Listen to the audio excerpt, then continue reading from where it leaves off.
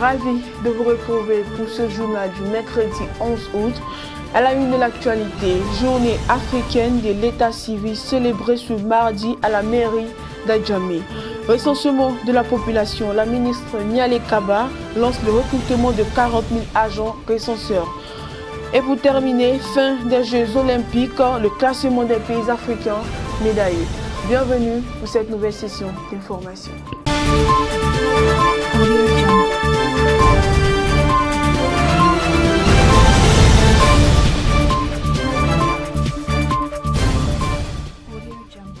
Comme annoncé dans les titres, la Côte d'Ivoire a célébré ce mardi 10 août 2021 à la mairie d'Adjamé la 4e édition de la journée africaine de l'état civil, au cours de laquelle les autorités ont laissé entendre que le pays est résolument engagé dans la digitalisation de son système d'état civil et se prépare au déploiement de son logiciel national de gestion des faits d'état civil à travers une phase pilote dans 17 centres d'état civil.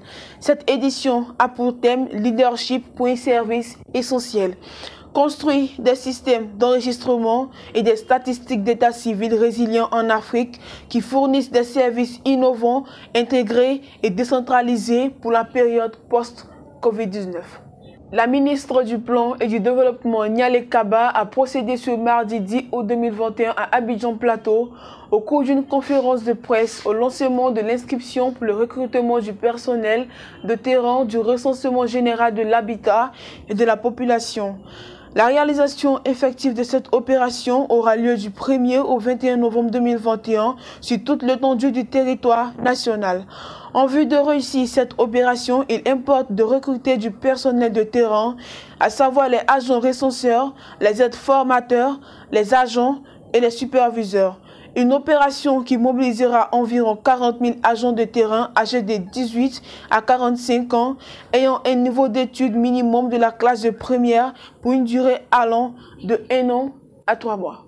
Travaux de réalisation de la ligne 1 du métro d'Abidjan. Les personnes affectées par le projet PAP de la ligne 1 du métro d'Abidjan ont reçu leur chèque ce mardi 10 août 2021. Cette action, qui s'est tenue selon un confrère en présence du Premier ministre Patrick Achi, s'est déroulée à la mairie d'Abobo.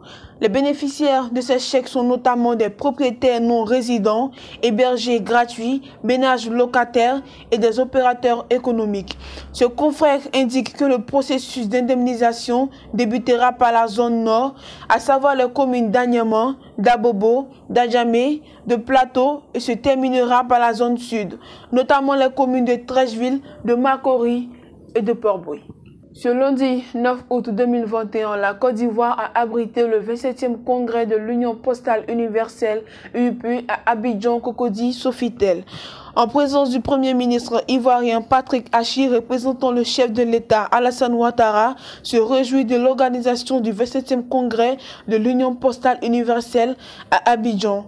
L'Afrique accueille à nouveau ce congrès majeur de la Poste, a déclaré le Premier ministre, pour qui cela représente un honneur pour tout le continent.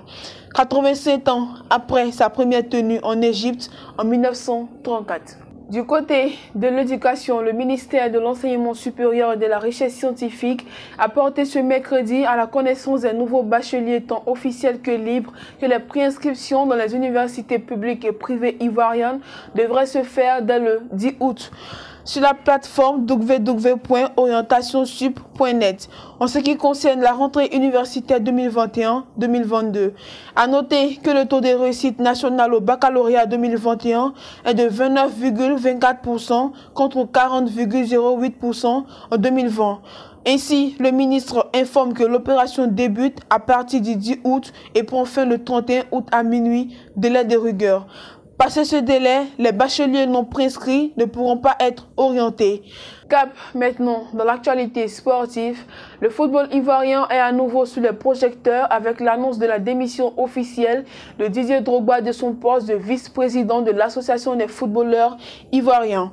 L'ancien joueur mythique de la sélection nationale justifie son départ par une gestion approximative des membres du bureau qui, selon lui, ne servent pas la cause des footballeurs mais opteraient plutôt pour leur intérêt personnel.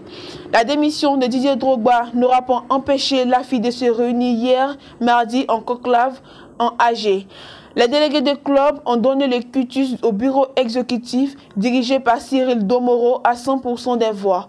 Les bilans moraux et financiers des exercices de 2018, 2019 et 2020 ont été ainsi validés par les représentants des footballeurs ivoiriens lors de la première partie des assises.